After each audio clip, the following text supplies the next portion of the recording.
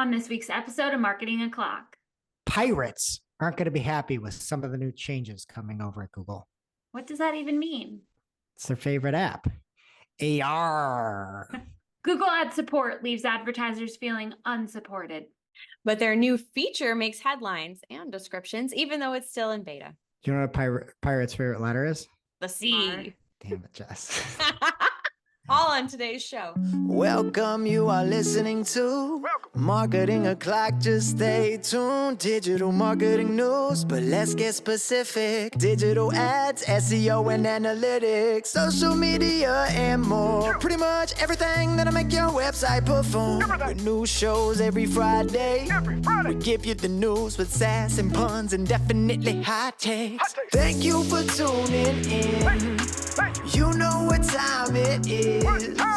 It's officially Marketing O'Clock. Settle in, sit back, keep it locked. Hey there, I'm Christine Zernheld. AKA Shep. I'm Jess Budd. And I'm Greg Finn. And it is officially Marketing O'Clock.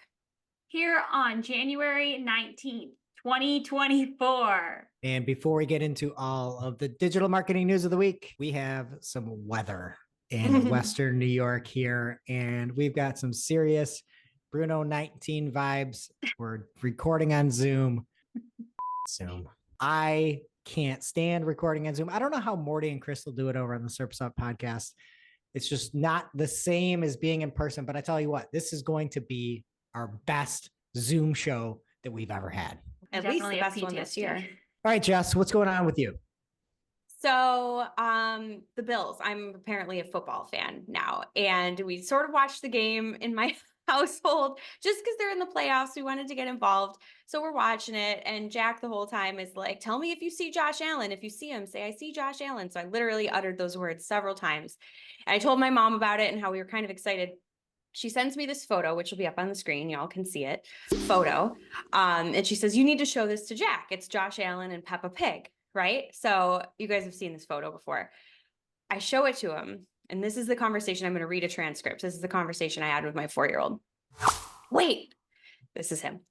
Is that the real Peppa Pig? Tell me. And I was like, no, Peppa Pig's a character. Somebody put this image together with Josh Allen. He's like, that's Josh Allen, one of the Bills? I'm like, yeah. He goes, and that's the real Peppa Pig? I said, no, she's not real. And then he goes, oh, that's Taylor Swift.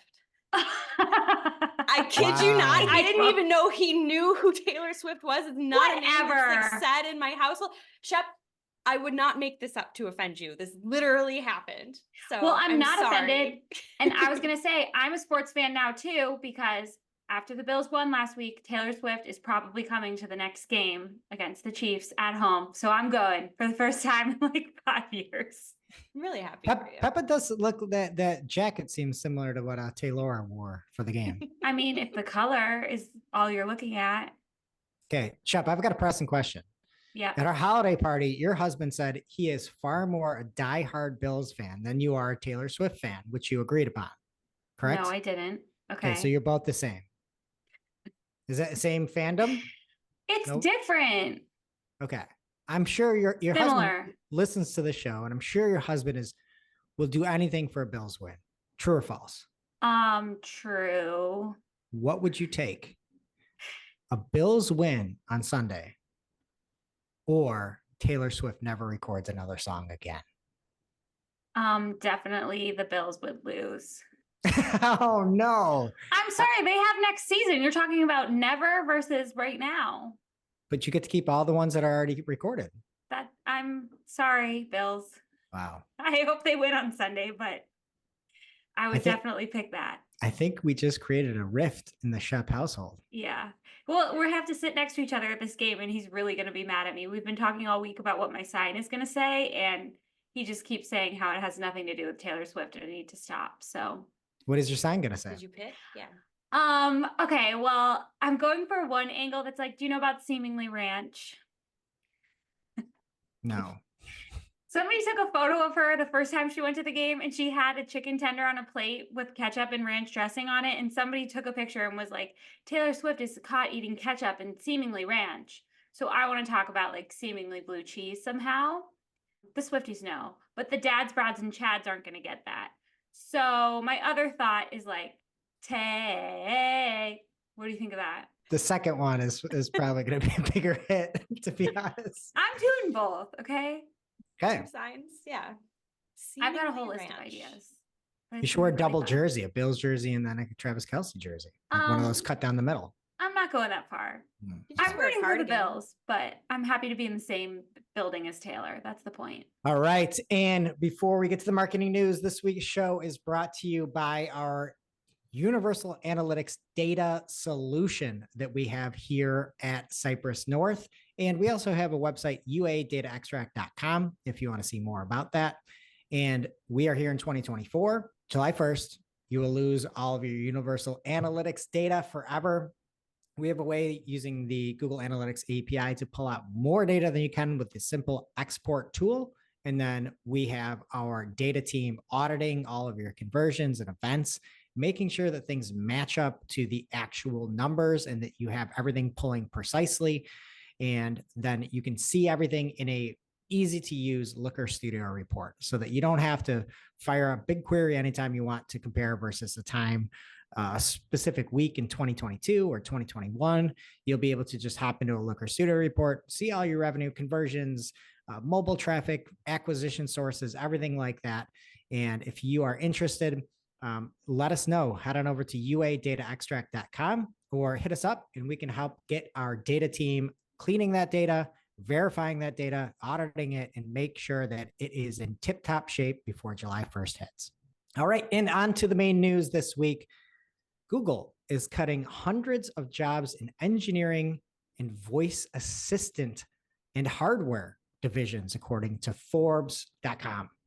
So there have been several hundred employees across these multiple divisions that were let go on Wednesday, including hardware engineering. And this was actually, I believe, last Wednesday, but we had already recorded by then. And according to Forbes, a Google spokesperson said that the layoffs were part of organizational changes, quote, to become more efficient and work better and to align their resources to their biggest product priorities, which is just a lot of PR speak. It doesn't seem like it's like to become more efficient and work better. I get the alignment part of it. But I think that is very interesting when you juxtapose it with some of the actual areas that were cut. So a bunch of them were, like we said, assistant. And then the New York Times also reported that Google said most of the hardware cuts affected a team working on augmented reality or AR. So that's obviously when you combine the real world with a digital overlay. So we've seen lately that Apple is really like leaning into some of that AR. They've got the Vision Pro coming out soon where you can kind of punch up your reality. But it does seem that Google might not be pursuing that as much. I would have to imagine, either you've got, like they said, the bunch of inefficient people working per that first quote, or they're kind of moving away from that. So I just thought that they were really in an AR, especially, having a Pixel phone and being able to, overlay that stuff. We've seen that where you can easily pop things out in Google Photos or, even in some of the search results pages, you can, find an animal and bring it to real life. But apparently that is less of a priority, at least, than some of the other divisions that are out there. And then I'll say the hardware divisions, like Google just doesn't do hardware well. They never have. Like you feel like drop cam, everything like that. It's always sort of been an afterthought. It feels like, at least to me. So I understand the hardware side. They just never quite figured out how to launch products well outside of like some of their productivity and Gmail stuff. But yeah, so that's sorry to hear for all those Google employees, but at least I think if you're looking to invest your time in developing things, I wouldn't do it with Google AR, that's for sure. And then on top of that, I'm just combining these two stories here. The Google Assistant is removing 17 underutilized features across Android and the speaker and displays. So if you recall, every year from like 2019 to 2021, it was the year of voice search and who's going to win the assistant battle and everything like that. There are a lot of features that are being cut that didn't seem like it was that hard to run, right? So one thing that is going to be cut is playing and controlling audiobooks on Google Play Books with your voice. So if you bought these audiobooks on Google Play Books and you would say, play my audiobook, you can't do that anymore, which again, doesn't seem that hard to You've really already had the thing. Yeah, I know. And then and before I go through some of the rest of them, I kind of cherry pick some of the ones I thought were at least noteworthy. They are really kind of appearing to sunset Assistant for like Bard driven AI based stuff. So this isn't to say they are totally out of an assistant type feature, but it's not going to be, doesn't seem like it's going to be called Google Assistant, or it's going to be a different flavor, I'd say. But again, this is just for Google Assistant. And again, the future is going to be like Bard driven. Another thing that you're going to be unable to do is to set or use media alarms, music alarms, or radio alarms on Google Assistant enabled devices. So if you did like waking up to a song, you're not going to be able to. It's just going to be an alarm. You can still make a custom routine that has a standard alarm. So another item is if you like bought into all those commercials with like all the happy people in the kitchen, seeing all the recipes and seeing like the ease of use that an assistant can have, you are no longer going to be allowed to access or manage your cookbook or transfer recipes from device to device, playing an instructional recipe video, or showing a step-by-step recipe with the Google Assistant enabled devices. However, they said what you can do, even though you load up all those recipes or whatever, you can still use Google Assistant to search for recipes across the web and YouTube. So again, I'm sure that's going to rub some people the wrong way that actually took the time to do everything.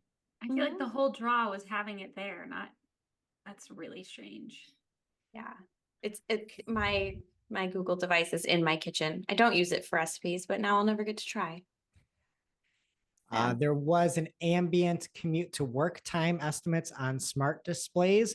Those are going away. You can still ask for commute times and to get directions by voice, but if it did show up that there was a traffic coming over the Grand Island Bridge for you, Jess, you will no longer be able to see that. So you're going to have to ask it now. And then I'm coming to work no matter what. I'm here today in the snowstorm. I don't ask Google anything. I just show up and hope for the best. You're one of two people in the office that were able to make it. And then lastly, this is something my kids do all the time when they're like racing each other for something or seeing how fast they can do like a Rubik's Cube or something. They say the other thing being sunset is managing a stopwatch on smart display and speakers. So if you were trying to like use a stopwatch, that functionality, too much. Honestly, what can you do it with it anymore? Like what? It says you can still set timers and alarms. Thank goodness, because that's how we do timeout in my house is with Google. So we need that. Oh, God forbid. And I get the ability, like the need to change things. And I totally understand integrating Bard into this more, but I don't get the fact like people pay a lot of money and they were sold this bill of goods for things. And I feel like you're going to draw a lot of ill will for that, right? Like if you're one of these people that had all these recipes loaded up and were like, show me my grandma's pasta sauce recipe or something like that, and now you can't use it, you're probably going to think twice about getting another Google device in there. And then they're killing some engineers on the hardware team. It just, I don't know. The optics, I'd say, maybe everything's good and maybe they have AI and don't need all this, but the optics looking in on this aren't great. I have more news from Google that isn't great. This is an article from Nicola over at the Search Engine Land team, and it is called Google Ad Support is at an all-time low. We asked Google why. Nicola interviewed some people from the community about their experience with support lately. So one of those people was Mike Kelly from Sylvan Learning, and he said after trying to purchase YouTube reservation ads, he was told by his Google rep that they have never heard of them. He said, quote, "I have been trying to purchase these ads for 3 months. Surely it cannot be hard." Sorry, Mike, but everything with Google Ad Support is very, very hard. Then he said, "Recently, I posted a job on Upwork that pays a reward of $500 for anyone who can get us access to set up instant reserve TV ads for our account. The project is ongoing." So support is that bad that he posted a job on Upwork to try to get some actual support. They also talked to Justin Lincoln from Closed Loop, and he said that Google announced, we reported this, Google announced in December that advertisers could opt out of the search network temporarily for like Performance Max campaigns. And when it was announced, we were like, how are they going to do this? There were no details in there. Well, he talked to his rep and they didn't even know. It says the rep maintained that this wasn't the case and people couldn't opt out, but assured that they would escalate the issue to their manager. However, it would later transpire that even senior staff had not been informed of the update despite the offer's limited run until the end of February. So, and eventually they did figure it out, but it took a lot of work on Justin's part. So another sad story. She also talked to a familiar face, Menahem Mani from JXT Group. He said reps can no longer help with some of the things they were able to help with in the past. For example, we have a client whose account was suspended, but our reps can't do anything to help us. All of these examples are just people trying to spend money with Google and they won't let them do it. It's just crazy. And I liked this one too. Matt Janaway from Marketing Labs, he was talking about how some reps are useless, but they also like won't leave him alone with all the robocalls. So he says this happens regularly and their scare tactics they use are quite ludicrous. They also contact my personal mobile phone number, which isn't on the account at all, other than for two-factor authentication purposes, which must be breaking GDPR. These calls happen often before and after working hours. Yeah, and I think, you know, when you look at that one from that Justin had mentioned about the ability to opt out of some of these sketchy sites, that was like framed like, oh, guess what? You can now do this. Nobody at Google knew about it. I'm sure some people knew about it, but it's the case where that's, again, probably more lip service than actual, hey, we want to help people, right? Like, if you want to help people, the first thing you do is like, hey, let's make a button.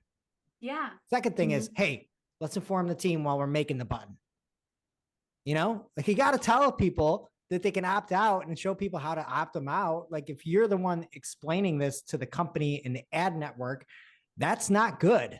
Yeah. And the overall story here is just that digital marketers know more about Google Ads than Google Ads does, which is just very, very sad, but not necessarily surprising. So then she gets into the future. So it was announced that Google is planning a major restructure of its 30,000 person ad sales unit, prompting fears of more job cuts, because people think that all these announcements about jobs going away on the sales side mean that support's going to get even worse.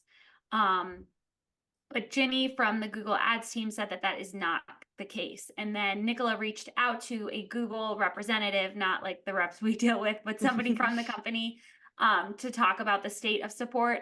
And they said, what can marketers do if they are unsatisfied with the customer service delivered by their Google rep? The Google spokesperson told Search Engine Land, we do strive to provide the best experience for our customers when they engage with our sales and support teams. But if we miss the mark, we encourage customers to provide feedback through our ads help center so we can make improvements.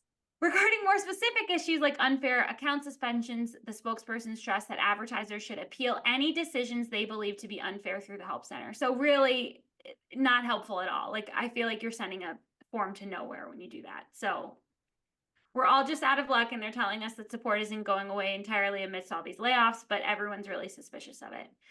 That article was posted on January 12th, and on January 17th, Nicola posted another article called Google Ads Layoff Hundreds of Staff Amid Support Crisis. Despite complaints that support is at an all-time low, Google is planning to lay off 1,000 employees from its advertising and sales team. Advertising sales team. So advertising sales team. That might be telling that you're in the ad sales. Like it's, yeah, a lot of times many of these folks are veiled as customer support, but what do you get? Hey, Sales. apply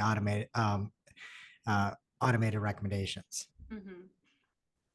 So we're all feeling the same pains, but doesn't look like it's getting any better anytime soon, sadly.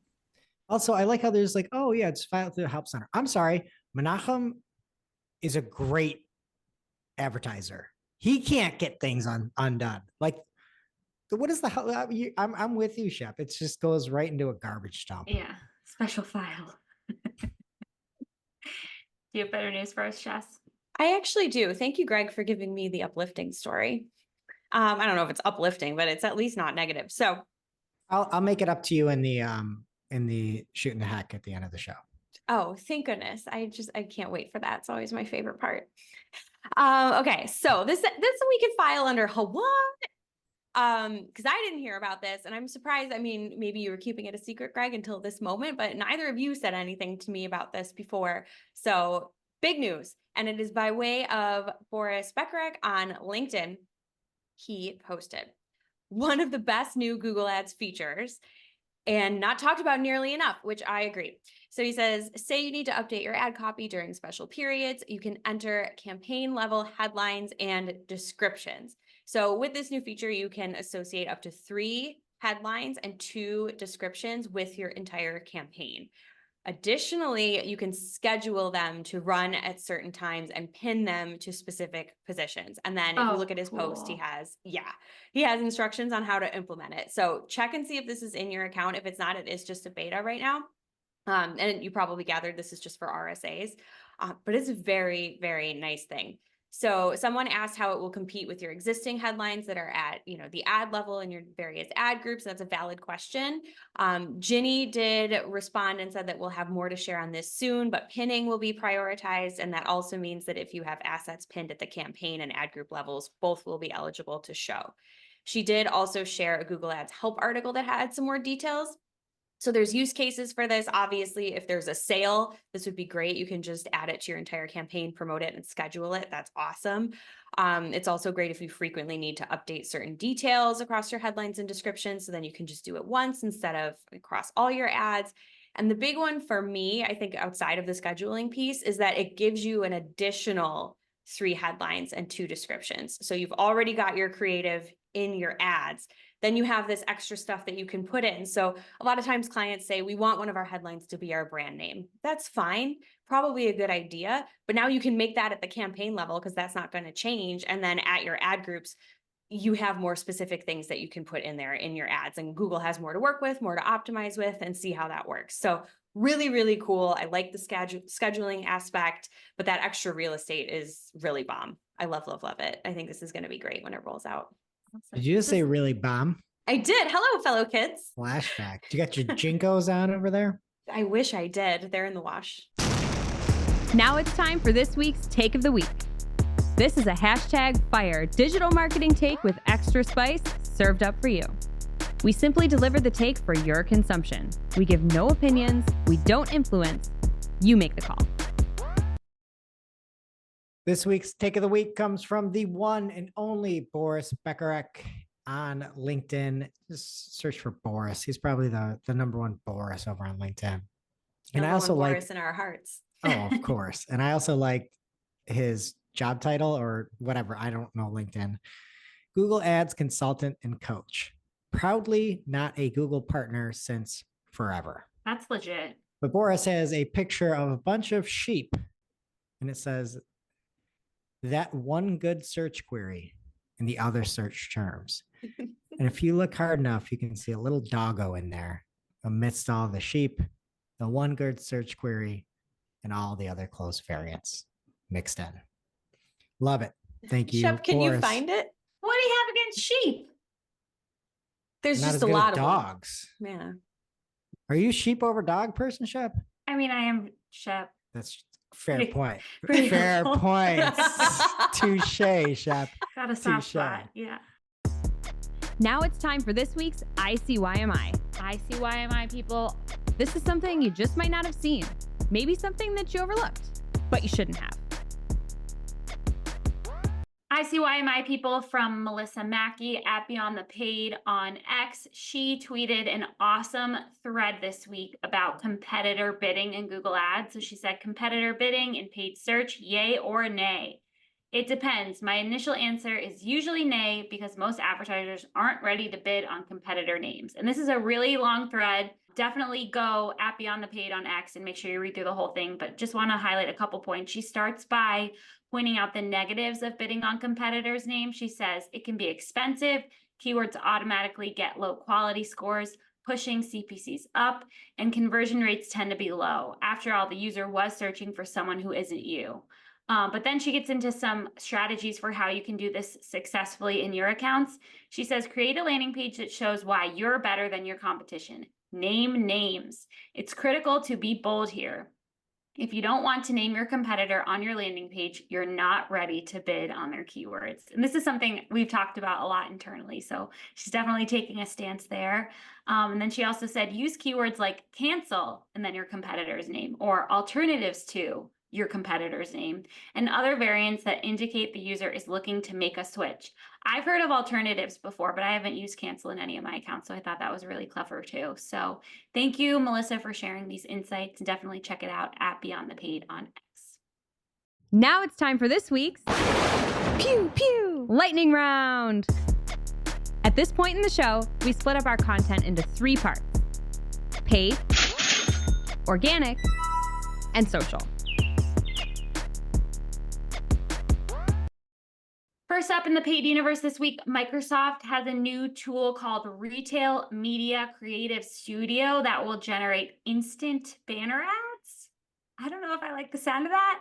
All you have to do is put in the URL and the tool will use AI for, quote, in-flight optimization. This will be available in the retail media platform later this month if you want to test it out. I've seen the PMAX videos they make, and it's hellish.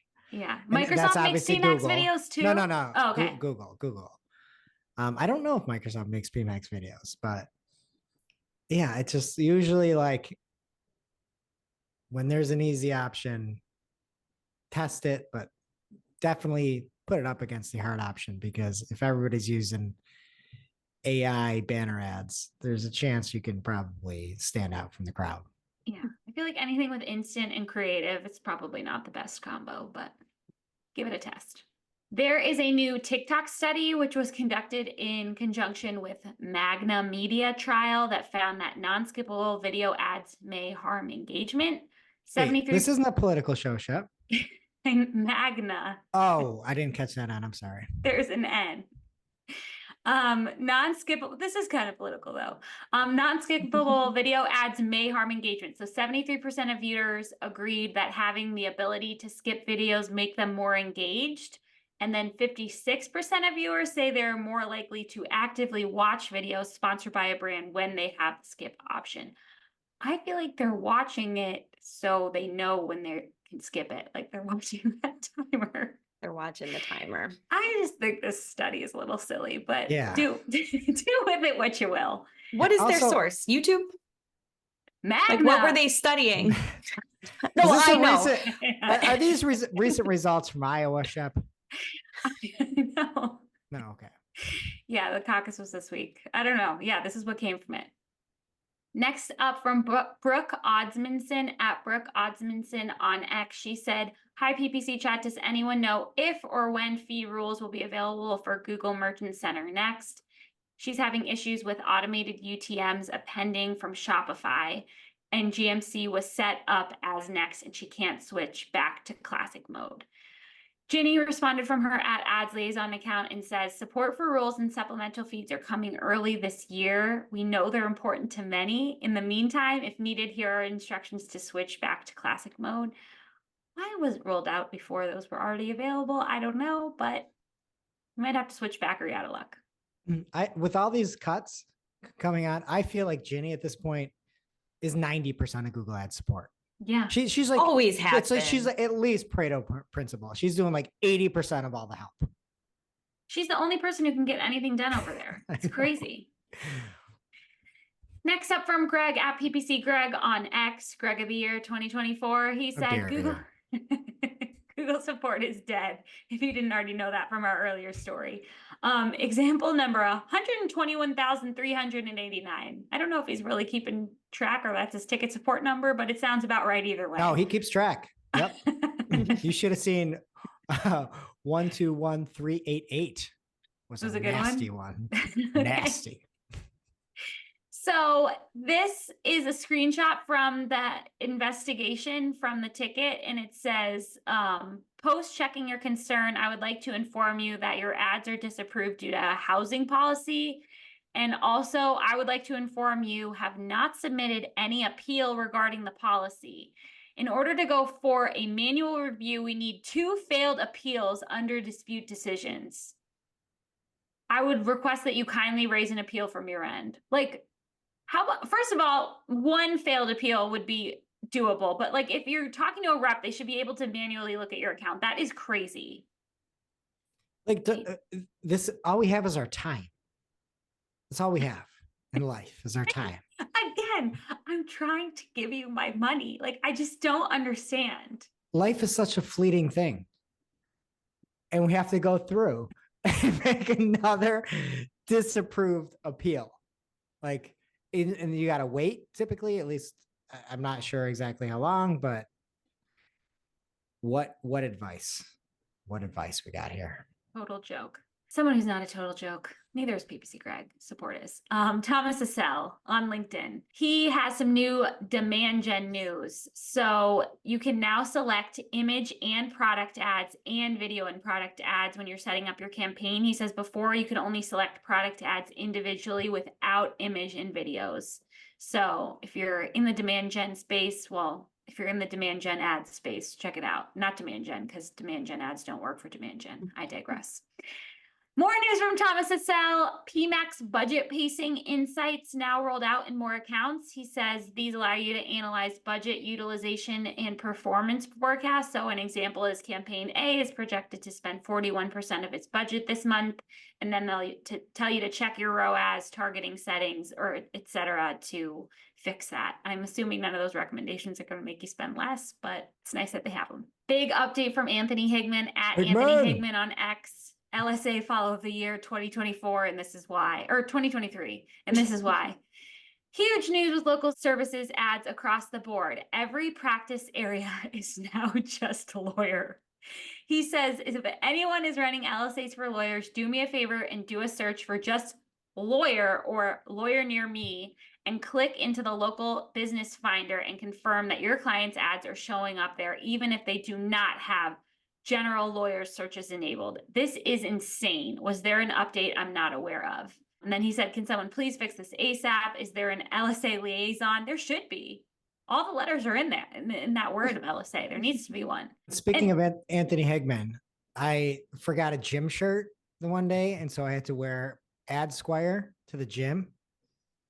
Chick magnet. You should have seen. I had to fight people off of me. I had put AdSquire on my chest. Man, hot commodity in that gym. That is so not surprising. I bet they were getting a lot of texts to the phone number. Yeah, people are blowing that up. They're like, where do I get mine? Amazing. And then Anthony replied in the comments and said they're pausing all their LSAs. Is that real? From the LSA follow of the year? I couldn't tell if he was being hyperbolous or not, but things are getting pretty crazy. On a serious note, you know, a lot of these smaller firms or even mid-sized firms, it's really important that you want to get in front of the right people. And if you're, you know, doing something that's employment-based law and you're showing up for personal injury, you just cannot afford $300, $400, $500 a lead for absolute garbage, you know, and to say that it shows for just lawyers, you should pause all those ads. That is not acceptable, you know, and it just sometimes feels so dire whenever we do the show, you know, it's always like doom and gloom. And how could you leave those on? How could you leave those on paying that amount for a lead that has nothing to do with your work? I guess you can't. Yeah. Make sure you're following Anthony for updates like that because he's always in the know. If you want his phone number, I got it. Find me at LA Fitness. Next up from Akiv Javid on LinkedIn. He says, now you see your local service ads impressions, top impression rate in search, and absolute top impression rate on search. So actually a good update coming from LSAs. But he has a picture of his dashboard and you can see all of those metrics. So that's definitely a welcome addition. And I bet Anthony has a lot of impressions for lawyers in there, sadly, but at least you can see it. Update from Dario Zanoni on LinkedIn. He is sharing an update on meta ads for remarketing for anyone who has Facebook and Instagram shop linked accounts. This is kind of huge. Meta has introduced a feature where your custom audiences will now automatically include data from your Facebook and or Instagram shop audience. This integration is designed to help you broaden your reach, potentially connecting your ad campaigns with more customers. So broadening your reach is never something I really like to hear when we're talking about remarketing. So that's pretty crazy. And he says this is enabled by default and cannot be deactivated during the audience creation process, but he found a workaround where you can selectively remove any of these additional data sources after you've launched the campaign. So definitely go check out Daria on LinkedIn if you want more information on that, but pretty crazy. And finally, here from Akvila DeFazio at Akvila DeFazio on X. She said, did you lose any detailed targeting yet? Meta began removing more options yesterday. So check if you haven't checked your campaigns in a while, make sure that none of them have been impacted. They're slowly taking them away. So thanks for the heads up, Akvila. And that is it for paid. What's happening in organic? All right. And before we get into the organic section this week, that was brought to you by us. If you are looking for an audit, just a quick 2024 refresh, some people, they got 2 gyms. Other people, they just want to make sure that their ad accounts, their campaigns are looking swole. And if you are looking for a Google Ads audit, we've got you covered for free. How can you beat that price? It's like it's not even an introductory price like these gyms have. It's just free. And what happens is I run through your account for 30 minutes. I'll record it on a Loom and send you a video, basically just showing you some of the things that are going great in account, some areas for improvement. And best yet, if you've got some other people that are on the account, we've got some whitelisted emails that don't throw up any red flags or anything like that. And done a lot of these, very good at them, and offering that up for free. So if you are just trying to get a quick tire kick for how your agency is doing here in 2024, let us know over at audit.marketingclock.com. And the only thing is you have to have a minimum of monthly $5,000, and we will happily audit your account for free. Audit.marketingclock.com. All right. And now on to the organic section. Google has announced a new way to search on Android phones dubbed Circle to Search. The feature will allow users to search from anywhere on their phone by using gestures like circling, highlighting, scribbling, or tapping. And I think this is really cool. There's an example of a Korean corn dog that Google provided, and a user goes and circles the corn dog in the toppings section. It looks like there's a few of them there. And then what shows up is a bunch of different searches that are related to the item. And I think that's helpful. Like the top thing that came up was, why are they so popular? To me, that's not the best result though. I want to know what the thing is. Yeah, right? Like you probably want to know what it is. Like I want a rich result on this. I want it more like lens based. Like if I see something and I'm circling a certain aspect, like where did you get this bag or where did these pants come from? I don't want to be like, why do people wear pants? Why are jeans popular? Like, I don't know, but I do think it's cool. I'm hopefully they'll continue to upgrade and work on it. But again, it's sort of like a more specific lens, I would say. All right. And if you are a big fan of Copilot, are you guys big fans of Copilot? I wouldn't say so. No. Jess, The Microsoft AI thing? Jess, do you know what Copilot is? It's the guy that helps you drive the plane, right? Yes. Yeah. No, it's what Bing Chat was renamed to is called Copilot, is their AI solution now. And so there is a version called Copilot Pro. It is the most advanced, fastest version of Copilot. Again, it used to be called the Bing Chat Experience. You can get this if you need faster access. If Copilot Regular is too slow, it is a new premium subscription for individuals that provide a higher tier of service for AI capabilities. And it brings Copilot AI capabilities to Microsoft 365 personal and family members. And then you can also create Copilot GPTs yourself if you are a Copilot Pro. And then a Microsoft employee on Twitter said that the Bing isn't changing, that Copilot Pro goes beyond with faster speed, even better dolly, and no turn limit, etc. So Copilot Pro. Don't all don't all pause the podcast right now just to go sign up. All right. They might have bandwidth issues. Who is going to? I'm running over there. Okay. This is kind of a very specific one, but it comes from Barry Schwartz, the incredibly fast talker over on Search Engine Roundtable. And Google structured data examples are now using hashtags for ID references. It's now the best practice. So if you've got something like a video and you're trying to show a specific ID for something, you used to have your @ID equal just the word like clip. One is the example that was shown. Now the ID example would be a # clip one. So not that big of a deal unless you are cutting things up and have different IDs for content. Okay, this is something that is going to shock us here. We better check, like we might be in trouble because there was an article on Semaphore called The Incredible Shrinking Podcast Industry. Are we about to lose our jobs? According to Semaphore, Apple has quietly tightened its reporting of how many people listen to podcasts, sending shock waves through an embattled audio industry still reeling from the end of a Bruno 19 era production bubble. And the shift was a technical shift with Apple, and they've begun switching off automatic downloads for users who haven't listened to 5 episodes of a show in the last 2 weeks. And Julie Bacchini sent this to me. I looked at our stats. I didn't see any major issues. It started around September. So if you do run a podcast, what basically was happening is all those would be downloads and people would use that to say how many people were reached. But you now have those, minimums that you have to do with the 5. You have to listen to 5 episodes of the show in the last 2 weeks, which that seems like a lot.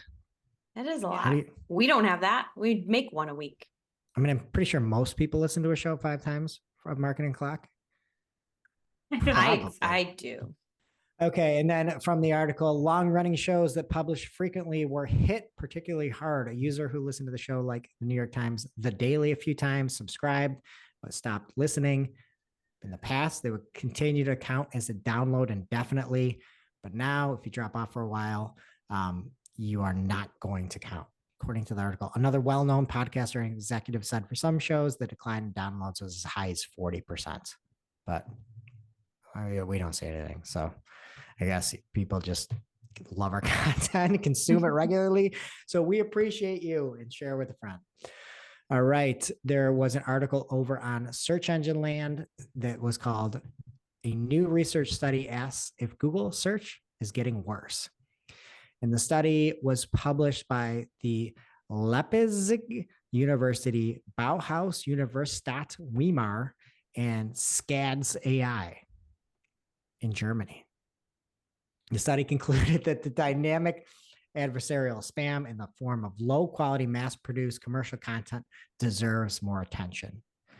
Now, if there's one thing I learned as a kid, when you see a study from Leipzig University, Bauhaus Universität Webinar, and SCADS AI, you listen. So I hope Google's paying attention. All right. We also have a whole bunch of updates from YouTube. They're rolling out new shorts editing tools. So you can take your long form content. There's a remix button that you'll see. You can edit something into a short. And there's also layouts that are included in this.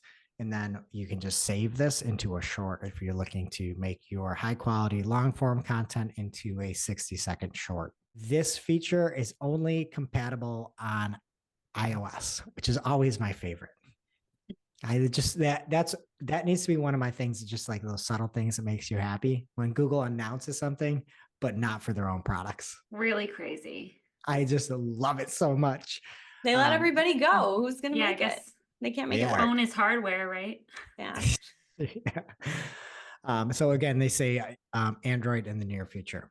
A few other updates. There is a new collab tool that enables creators to make shorts videos alongside existing YouTube videos or shorts in a split screen format. So that's pretty much like TikTok and Instagram, right, Shep? Yeah.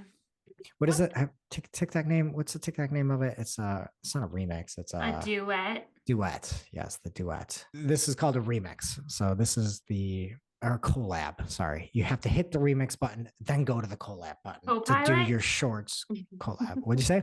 Co-pilot? No, no, I wish. Additionally, we talked about this in 2023. Google had tried to launch Google Podcasts. I believe it was around 2021. They axed that, and there is now a YouTube migration tool for Google Podcasts. So if you're a big podcast user, you can now transfer your podcast subscriptions to YouTube Music or another podcast app of your choice. So there's that. And then there are some other podcast enhancements that are happening. YouTube is going to allow listeners to pick up where they left off of a podcast. Yay. That wasn't a thing before. Guess not. Wow. And then the show listeners podcast recommendations if you use YouTube Music. I know we have some listeners that use YouTube Music. And then lastly, new episodes of subscribed podcasts will be automatically downloaded for offline listening. So again, it looks like Google is trying to bolster their podcast game with YouTube. It also seems like they're trying to do it with YouTube Music. I still don't get what they're doing with YouTube. If you want people to listen to podcasts, you need to be able to have your home screen off.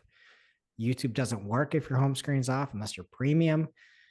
That is going to be the biggest hurdle in the world to ever get people to listen to podcasts on YouTube. It is a complete non-starter. I don't care what they do. I don't care if they let you pick up from a certain spot you were in the past. If I can't have my phone screen shut down and keep listening to the podcast, I'm never going to use the service. It doesn't make sense. It's never made sense. I don't understand what anybody's doing over there. Am I wrong on that? No. No, that's just how they want to get you. They want you to be that frustrated, so you pay. And then the last bit of the YouTube news is there are now going to be shopping sounds. So if you have a shoppable YouTube channel, you can now enable a shopping or you can access a shopping sounds library to use audio clips to make the shorts shoppable. So I'm assuming that just like you hear a noise and then like a product pops up. So maybe it's like a whoop, and then you can like see, oh, I could go buy this here. However, this is only for shorts. So you can use it within the YouTube mobile app. You have to create the short, add the sound, select the all sounds banner, and then browse the shopping sounds library to pick clips that allow you to tag products. I don't understand why you can only do it for the 60-second videos. Maybe it'll come out to the higher quality, longer produced videos as well, hopefully. Oh, and there's one more thing. There's members only scheduling. So if you've got content and you've got subscribers, you can now set time for the members only to view ahead of time, and then for the video to come out to those that are non-members as well. And I talked about this a few weeks ago. I know there are a lot of channels out there that are sort of moving away or testing other platforms other than YouTube, but I think this is a good one to keep people around, right? If we can get subscribers, you can get them their content early, and then that content can still be delayed to the public. That's a huge tool for creators. So I think that one is actually a great one. Okay, Google also has a timeline view coming for some knowledge panels in the mobile search interface, or at least it was spotted in the wild. Barry Schwartz, incredibly fast talker, said that it seemed to be related to the notable moments card knowledge panel feature. And there's an example of Tom Cruise. Before you look at this example, how old do you think Tom Cruise is? Game. Everybody home. Play. I'm really good with ages. Okay, you go last. Jess, how old is Tom Cruise? I scrolled ahead. I know the answer. Okay, Shep. I feel like I know he was born the same year as my mom. Wow. So you can't say now. 63. 61. In this example, you can see that in 2023, he had upcoming projects, including Mission Impossible. In 2018, he got back into Mission Impossible. Like, great. I want the timeline for the personal life section. That's the only section I look at on the Wikipedia page. I know. I want like the, hey 2014, jumped on Oprah's couch. Yeah. When did he jump on the couch? That's what I want to know. That's what I want. Yeah. And then honestly, the image that was included in Barry's article was very concerning. There's a woman on a whiteboard. I took way too long looking at what was going on here. I cannot tell what language that is. I do not think it's a language. I think it's AI scribbles. Well, her And eyes then are closed too. This her is eyes like are closed. And I she's think her possessed. pencil, I think A has a pencil, not a whiteboard marker. And I think the tip is pointing towards her. Look at that grip. Right? Wow. Her eyes are closed like she's like dreaming of Fabio or something in his golden locks before he got hit by that bird on the roller coaster. And then I think she's holding the pen the wrong way. Yeah, So anyhow, there's a lot happening. Even if she's holding it the right way, the tip would not be able to touch the whiteboard based on her grip. yeah. The I'm way going to her hand nominate is, this yeah. for a 2024 Clocksker AI generated image of the year, Shep. That's a Okay. great category Got it. idea. Write it down. Barry's going to win them all. Okay. And from CaliCube here, there was a study. I don't know the exact details. I didn't see like the sample sizes and stuff, but apparently in the July-September 2023 core update, which I believe was Jason over at CaliCube dubbed to be the killer whale update, which I kind of like that. Apparently Google has stopped using Wikipedia for citations more than they have in the past. So apparently the percentage of person entities from Wikipedia in the Knowledge Vault dropped from 41% in June 2023 to 12% for 2023. And there's a nice little chart here showing that what that looks like. It's from a huge piece of pie to a small one. Like that's charts with Greg. And in not in ad news from Crystal on the web on X, Crystal Carter, she says, heard about Google's new discussion forum posting rich result, which we've covered many times. Well, guess what, SEOs? Wix is the first CMS with built-in schema markup for this new SERP feature. So if you're struggling with discussion forum posting that was rich results, you might want to try Wix. Again, not an ad. We do not make a single dollar off of that. Oh, Wix.com. All right. And that is it in organic. What's happening in social, bud? All right. First up in social this week, move over MySpace, move over YouTube, because Mr. Beast, aka Jimmy Donaldson, I did not know that was his Who name. knew his name?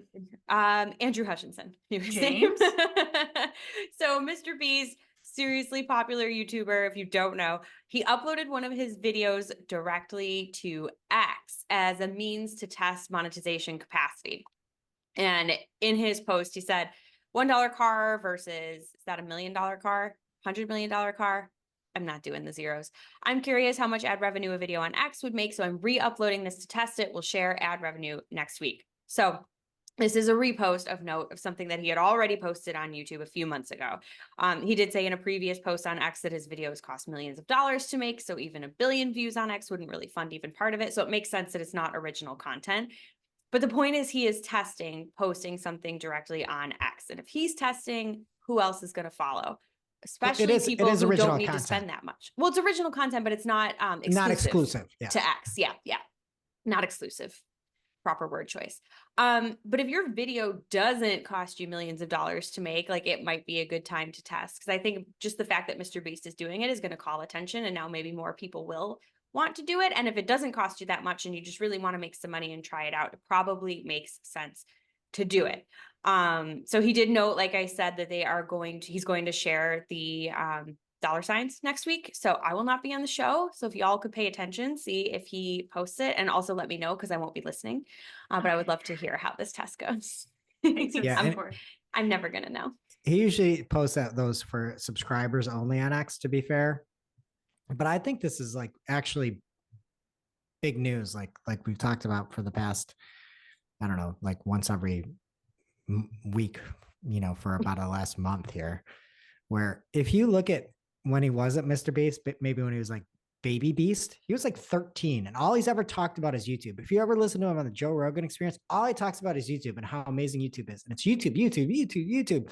And to see him going around and testing different monetization, like, I would imagine somebody that's putting millions of dollars towards all their videos isn't like a huge fan of now being like, oh, cut it into shorts. We got a little shopping sound for you, but only in shorts. You know what I mean? Like, yeah, I know that we keep covering a lot of studies and stuff like that, but I would say this is like actually, again, pretty notable. It definitely is. And obviously we talked about it last week. We're going to talk about it again in a second, but X is trying to push video too. So this is big for them as well. And so we did talk about X exclusive video content coming to the platform last week. We speculated there would be cool ad opportunities possible, and there still might. But social media expert Chris Messina shared a code snippet last week that suggests X is actually looking at a different angle for generating revenue off of their exclusive video content. So it looks like they're developing prompts that will be triggered when a viewer watches for a certain amount of time, basically pushing them to sign up for premium in order to keep watching. Not a lot of details on when this would actually prompt during the view, or if it's actually going to see the light of day or just a test, but it's interesting. Maybe they'll give people options. You can either subscribe and watch the whole thing or watch with ads or both. But the point is they're thinking about ways to make money off of video. And if they are going to have those exclusive shows coming, then it does make sense. So we'll see. And some nice writing from Andrew Hutchinson. May he look at us someday. He says, bad news for fans of images of cartoon monkeys, because with X removing its snippet for NFT profile pictures, which until this week had been a feature included in its X premium package. So RIP in peace, monkeys. That is going away. And finally here, if you're out there using Threads, good for you. And here's some news. You can now hide and like share counts on your posts. So rejoice. And that brings us to our real life segment, straight out of our accounts and into your ear holes. It's time for Working Hard or Hardly Working, where we talk about what's going on in our IRL work, good, bad, or otherwise. All right, working hard for me this week, slide templates. Shout out to our creative team and Jill of agency Scoop fame. Here at Cypress North, we do a lot of presentations, and it is just so nice to have a template to start with so that you can kind of just like fill in your content and not worry about designing the thing. So thank you for saving me all the time. Templates, people, they work hard. Hardly working for me this week is Google's quality score and the landing page experience part of it specifically. We have a client we're working to revamp their landing pages, and the client is really focused on that landing page experience score in Google Ads and trying to get it to above average. We have the same landing page basically with some different content in many ad groups in this account.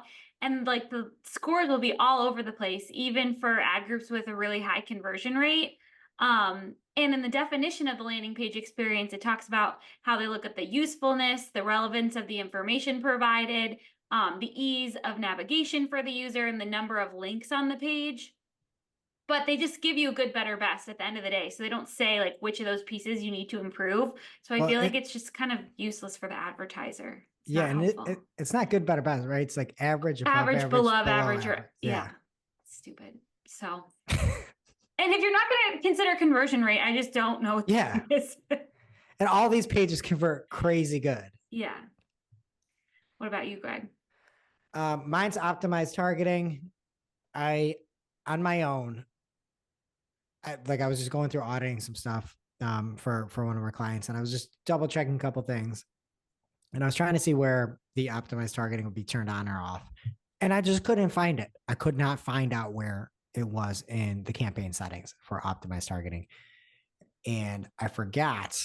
So I Googled it. And so something that is working hard is on Elizabeth Starro. She had an article that came up first on Cypress North and led me to the light. It is within the ad group setting. It is not at the campaign settings. I always forget that. And it is just so hard to find on your own. And I found it. And if you're ever looking for turning on or off optimized targeting, go to your ad groups, not your campaigns. And now for this week's Cool Tool. As a reminder, our Cool Tool segment is not an official endorsement or paid mention. We're simply sharing something we found in our travels that may be of use to our listeners and is really, really cool. This week's cool tool is a custom chat GPT for SEO pros like you and me. And it is brought to you by one Bailey Gribben of Cypress North. Shout out Bailey for all the hard work on this and for the amazing name that makes me want to up my game. It's Cypress CO from Cypress North. And it will help you optimize your page data by analyzing content for provided URLs to create effective title tags and meta descriptions. In its own words, it will utilize web browsing ability to direct content analysis, create initial drafts of SEO elements, refine them through internal auditing, and present the final output in a table format with revised title tags and meta descriptions. And we're still making some tweaks and changes, always making it better. If you want to check it out, it's bit.ly/GPT SEO. That's bit.ly/GPT SEO to check it out and see what it can do for you. Or, as always, we'll have the link in our newsletter as well as on Discord. That's newsletter and community.marketingclock.com, respectively. So pick your poison, check it out, and let us know what you think. Now it's time for our must-read marketing article of the week. An article so advanced, so in-depth, so detailed that we simply cannot cover it in its entirety on today's show. This week's must-read marketing article of the week comes from Anya Gildner over on discosloth.com. She has an article called How to Leverage Google Merchant Center for Competitive Advantage.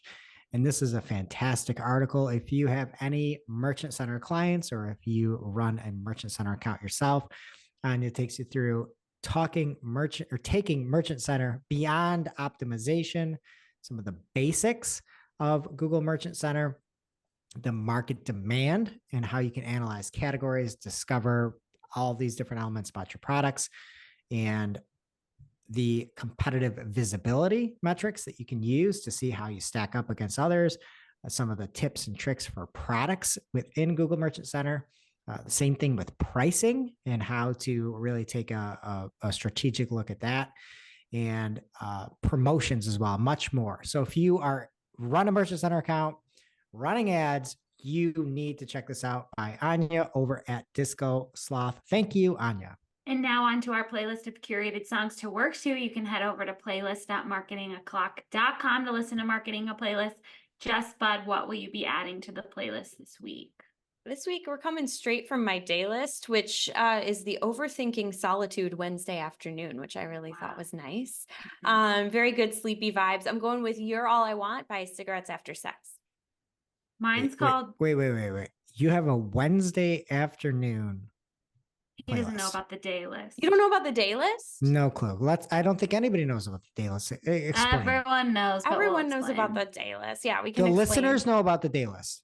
Yes, they should. But we should explain for anyone who doesn't, because it's really cool. Yeah, for the class. So Spotify will generate your day list, but you get several throughout the day based on what you typically listen to at this time of day. It like curates a playlist for that mood. And then it gives you a stupid cool name like this, like Overthinking Solitude Wednesday afternoon.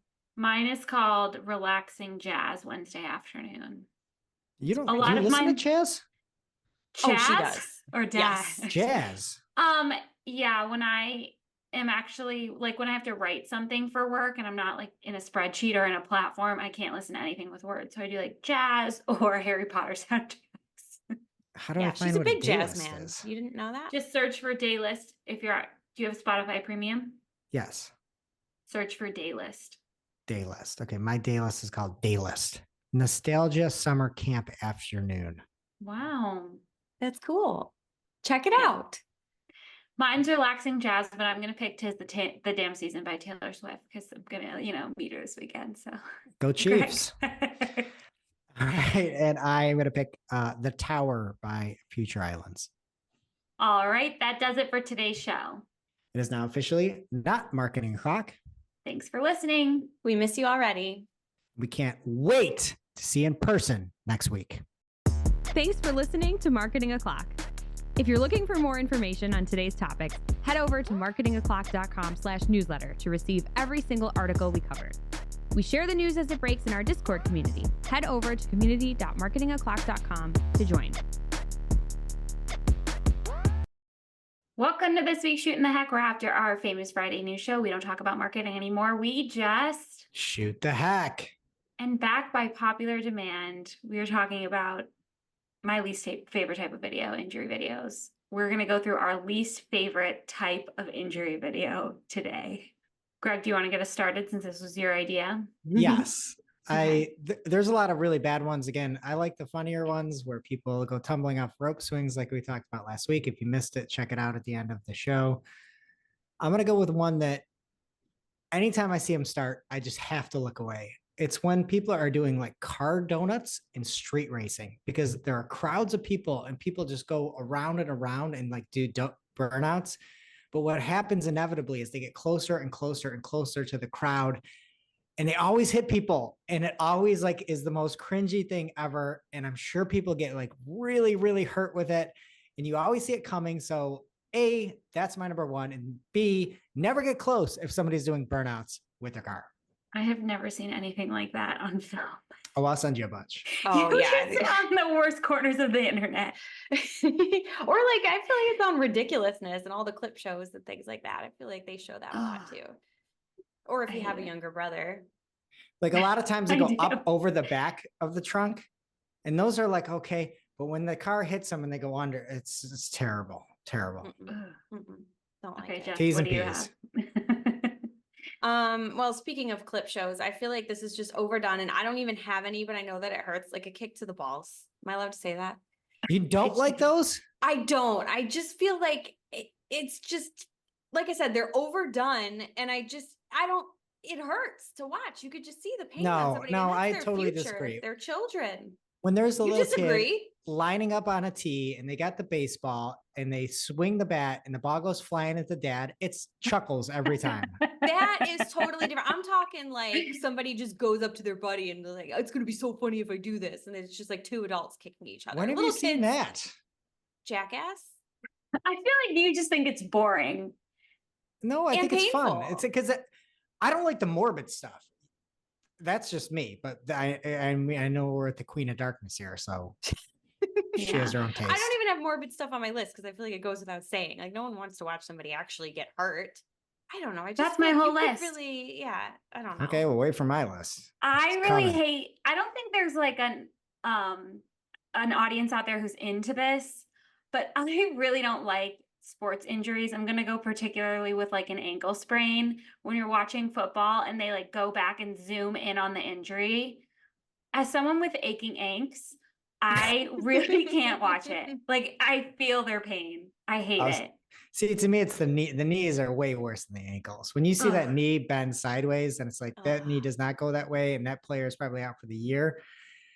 So again, I think to me, it's like order of magnitude of injury, where like if your knee goes the wrong way, you're probably out for a year. If it's an ankle, you're probably out for a few weeks. And you have to like watch them like react to it and their like career could be over and they're so sad. And sometimes they show their wife in the stands. Like it's just terrible. I hate it. Okay. You guys have some easy ones here. All right, Chef. Oh, snake, I've got two in We're a just row. getting started. snake Yeah, draft. Chef, serpentine. snake draft. This is another sports one. There was some guy who like something happened to him and like the bone popped out and I will never be no. the same. I will never be the same. Okay, That so was my next compound choice. fractures in I- sports. I Okay. can't. So that doesn't count as another one when the bone comes out? No, that it counts. Totally Okay. does. Yeah. Yeah. It like comes out of the skin. Horrible. I'm so upset. Like I cannot even watch. Don't watch Anderson Silva fights. Who is she? Oh God! I should, oh my God! That's going to be my next choice. Okay, Okay. Jess. Well, that was going to be mine. I should have started with that. I really don't like animal bites. Like when you see like, I don't like the aftermath of a puncture. Like I don't like to see a puncture wound. But you ever see, again, I'm like going back to Jackass. That's what I reference for everything. But like when they have alligators like bite you on purpose and then they try to pull it back and the thing won't let go and the skin is just there and it's just like stretchy and gross and the teeth are sharp. But then they show you the wound after and it just is so uncomfortable. Like a puncture wound from an animal Okay, bite. but they're laughing when they show you that. That's Oh, the It doesn't difference. no, it Okay. hurts. You mean to tell me that doesn't hurt that person or they're not on drugs, but it hurts later and I still don't like to watch it. That's the thing. Is this a criteria of like what we like to watch or like what the person's going through? This 'Cause is I what thought this the was just least- things I dislike. Least favorite injury videos. Yeah. So it's Okay. not because the person's hurting. I just don't like to watch it. It's gross. Also, to me. Shep, I don't think Jess likes Jackass. I actually I love know, Jackass. I thought you would. Everything from your list is from it. But I like mouse traps going off and electrocuting people. I like that. Okay, well that's my number two. Swear to God, electrocution, and I'm talking people on poles. When there's somebody up on a Oh, pole no. or on a line or on a wire, it is the absolute worst injury video to Greg, watch. who is posting that video? Million Ways to Die on X or F Around and Find Out. There's like a billion of them They should be arrested. because it's instant death. Like I just don't like the morbid. Like you're just gone. And you You follow just- it? I like some of that. I like I follow it for the rope swings. I don't. I So skip that. upset. If anybody's around power lines, I cannot watch it because it is instant. You just don't have any movement. The worst. Yeah, when I said I liked No thanks. electrocution, that's not what I meant. I meant like I think that's what you did. tasers and things. I did not mean, no, I don't want to watch, I do not want to watch somebody die. I think that's awful. I cannot believe that that stuff makes it to the internet. I mean, I can, but I just, Well, you learn a lot. You learn a lot about what not to do. That's what I learned. I'm just not going up there. I don't like the height. Okay. Get the electricity. Get me off the pole. This is kind of goes in line with Shep. But when somebody is running fast to do something, and then either their arm gets stuck or their leg gets stuck and they continue to go fast, and there's a break. Those are the worst, absolute worst. And that's not even that morbid. No, it's just like parkour and, you know, people trying to jump buildings and no, it's when the leg gets caught in the body. No, it's there's snappage. I hate that.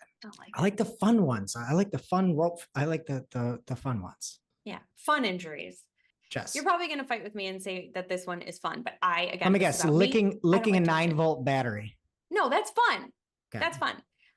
No, teeth, anything with teeth. So like people, even if they're like setting up, pulling out their kid's tooth, I don't like that. If you like hit your face on something, have a broken tooth, nothing with teeth. I don't know if I took too many with that, but the whole category of teeth. It happens in my nightmares sometimes. Ugh. Teeth injuries. Breaking your teeth. Yeah, I have a lot of dreams about my teeth. I don't like it. Okay, I'm going with UFC has no place on television. I cannot believe that restaurants and bars play it on TVs while you're sitting there. Any kind of like person just getting beat up, like punched in the face over and over and over, and you see them getting a black eye, they're bleeding. Like, I hate it. Why is it on television? Is that even an injury? That's like more like they get hurt. It's an injury to me. Okay. It's an injury? And then notice these are all things that are just like come across my vision. I would not seek injury videos out like the two of you. I don't seek them out either. And then I would say for my last one, any like a slip and fall, but you also hit your head. Oh, concrete. On a hard That's on my surface. list. Yeah. It takes all the fun out of the slip and fall. Like, that's just terrible. Yeah. Totally. Okay, so I'm done. This is hard because you guys are taking all the good ones. I don't like when nails come off. People like pull them off their clothes. Yeah. Jess, I've got a movie recommendation for you. Stir of Echoes, starring Kevin Bacon. Do they pull nails out? You got to watch it. See what happens. District 9, I think, is one that I started to watch. And towards the very beginning, the guy's nail, like they pull it out for like it got hurt or something like that. And I stopped watching the whole movie. I couldn't finish it. I just don't like, I know that's a film and not an injury clip, but no getting rid of nails. Don't like it. I hate this game. I just think about the feeling underneath of your finger. I've also known Jess for almost 11 years. I've recommended Stir of Echoes every single year that I know her. How many times have you watched it, Jess? 0. I just talked about it this week. Stir of Echoes? About Kevin Bacon, yeah. Oh, you're right. You did. It just happens so frequently that I just block it out. Okay, is it my last one here now? You gotta bring us home. I don't know what people are doing. It's also like a big thing overseas. Trains. People mess with trains. People hang out of trains. People go on top of trains. I will, for the rest of my life, never put my head out of a train. Nothing good happens with trains. You should never mess with trains. When that little flippy sign thing comes down, you should obey that. I don't mess with trains. It is some of the worst stuff in the world. Trains. Yeah, that should go without saying. Literal train wreck. But that's the thing. People like hang out. There's like all these like beautiful views and stuff. But then there's tunnels. And it's like you're on a train and there's a tunnel and you're a fleshy thing. Things don't work out. That is the best moment in a movie, though, where you're like on the subway and you go whoo, just before the sign. Like that's real good action when it's fake. That is too dangerous. Oh God. Okay, well, that was a truly miserable experience, and I'm really sorry to the listeners. Please. So wait, Jess, what did you have? You had a paper cut. What else did you have? Oh, I had a kick in the balls, animal bites, anything with teeth, and your nails. Okay. And I had car donuts and street racing. I had electrocution. I had people running where their legs or arms get caught. And then I've got trains. I had ankle injuries when the bone comes out of the skin, UFC, and head trauma. All terrible. There's no winner here. And thanks for listening. We'll see you next week. You know what time it is. It's officially marketing o'clock. Settle in, sit back, keep it live.